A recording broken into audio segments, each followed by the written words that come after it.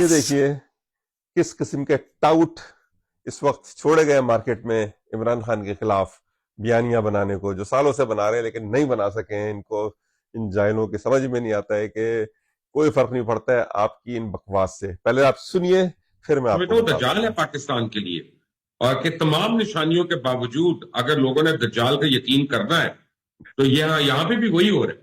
یعنی یہ دجالی ہے بیسیکلی، کہ ہمیں پتہ ہے، ہمیں جو یعنی ہمیں استعارے ملے ہیں دجال کے متعلق، اس کی ایک آنکھ ہوگی اس کی پیشانی پہ، وہ یہ حرکتیں کرے گا، یہ کرے گا، یہ کرے گا، اور پھر لوگ اس کے ہاتھ پہ ایمان لے کے آئیں گے. تو میں ہمیشہ یہ سوچتا تھا کہ سب کچھ جی پتا ہونے کے باوجود لوگ کیسے ایمان لے کے آئیں سنا گے. آپ نے.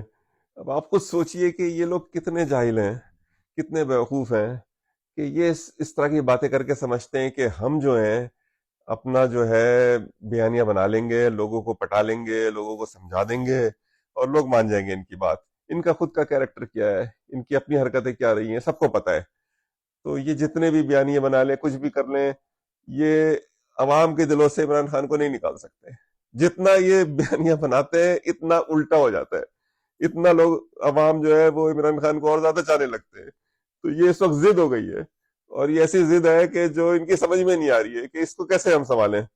اب یہ فیلڈ مارشل بن کے آپ پورے ملک پہ بادشاہ بن کے بیٹھ تو جائیں گے، ملک کیسے چلائیں گے بھائی؟ ملک چلانے کے لیے آپ کو بہت کچھ کرنا پڑتا ہے. ان جاہلوں سے آپ ملک چلوائیں گے؟ نواز شریف، شہباز شریف، مریم نواز، بلاول زرداری، جو ساری زندگی پاکستان کو لوٹتے رہے. اب آپ کیا سمجھتے ہیں کہ یہ آپ کے لیے کوئی بہت بڑا تیر ماریں گے؟ ارے صاحب، خیر اب مجھے پتا ہے کہ اب آپ نے ان سے بھی جان چھڑانی ہے، اور ان سے جان چھڑانے کے لیے ابھی بہت کچھ ہونا ہے. اسی لیے میں نے پہلے کہا تھا کہ پاپ کارن لے کے بیٹھ جائیے اور دیکھیے کہ ابھی کیا کیا ڈرامے ہوتے ہیں. لیکن آپ کتنے بھی ڈرامے کر لیں، کچھ بھی کر لیں، عمران خان کو آنے سے آپ نہیں روک سکتے. اور آپ دیکھیے گا کہ عمران خان جب باہر آئے گا پورا پاکستان اس کے ساتھ ہوگا، پورا پاکستان باہر کھڑا ہوا ہوگا اس کے انتظار میں. اور پھر اس وقت آپ کا بینڈ بچ چکا ہوگا، آپ سب تو برباد ہو چکے ہوں گے. اور یہ آپ نوٹ کر لیجئے، اب عمران خان کو آپ روک نہیں سکتے ہیں. اسی لیے ڈر کے مارے آپ نے ایکسٹینشن لیے، آپ نے سب کچھ کیا ہے، آپ نے جو ہے امیونٹی حاصل کر لی ہے جی لائف ٹائم کے لیے، کہ آپ کو کوئی کچھ نہیں کسی کام میں پکڑ سکتا، کوئی آپ پہ کیس نہیں بن سکتا، کیونکہ آپ ڈرے ہوئے ہیں.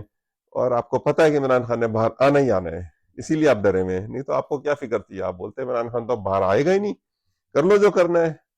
تو بھائی عمران خان آوے ہی آوے.